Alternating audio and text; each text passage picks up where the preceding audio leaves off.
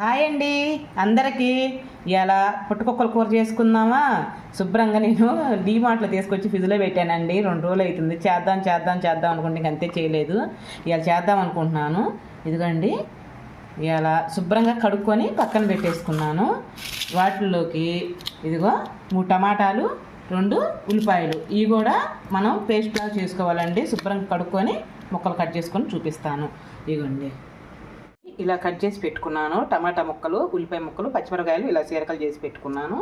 ఇంకా స్టవ్ మీద గిన్నె పెట్టుకొని రెడీ చేసుకుందాం కర్రీ. స్టవ్ మీద గిన్నె పెట్టాను. 1 స్పూను ఆయిల్ వేసుకుందాం. నేను మరింత అయితే వేయట్లేదు ఆయిల్. అది కొంచెం వేడెక్కింది. ఆయిల్ వేడెక్కిందండి. మనం ప్రమాద గింజలు, పచ్చిపప్పు, జీలకర్ర, ఆవాలు వేసేసుకుందాం. ఇది కొంచెం కలర్ మారాలి.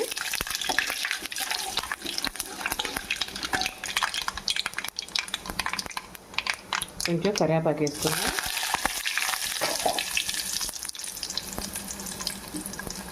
అది అయిపోయాక మనం కట్ చేసుకున్నాం చూడండి, ఆ ముక్కలు వేసేసుకుందాం.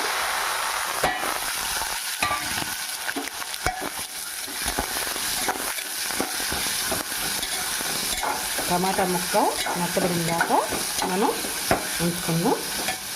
కొంచెం ఆయిల్ పైకి వెళ్ళి చూసారా, దీంట్లో కొంచెం కొద్ది వేసుకుందాం.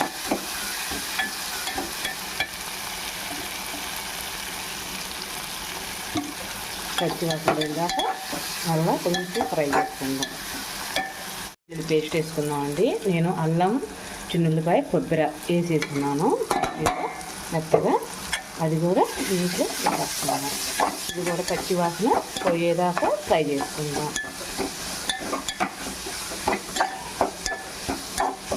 అల్లం వెల్లుల్లి పేస్ట్ కూడా వేసాం కదా, ఇది కొంచెం పచ్చివాసన పోయేదాకా ఫ్రై చేసుకుందామండి.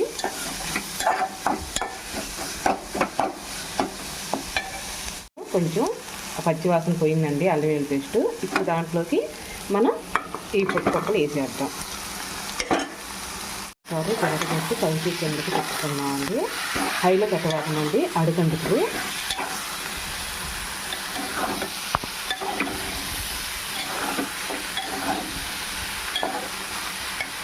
కారం వేసుకున్నామండి 2 స్పూన్లు. ఉప్పు 1 స్పూన్ వేస్తున్నాను. ఇదిగోండి, కల్లుప్పు వేస్తున్నాను. కొంచెం గరం మసాలా, వాటిని కూడా కొంచెం మగ్గనిద్దాము.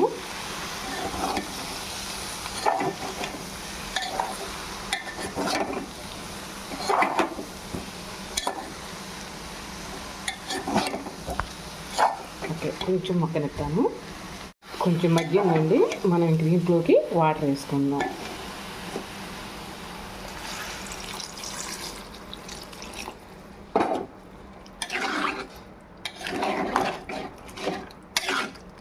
చాలు, ఇంక మనం మూత పెట్టేసుకొని ఉడికిందాక వెయిట్ చేద్దాం.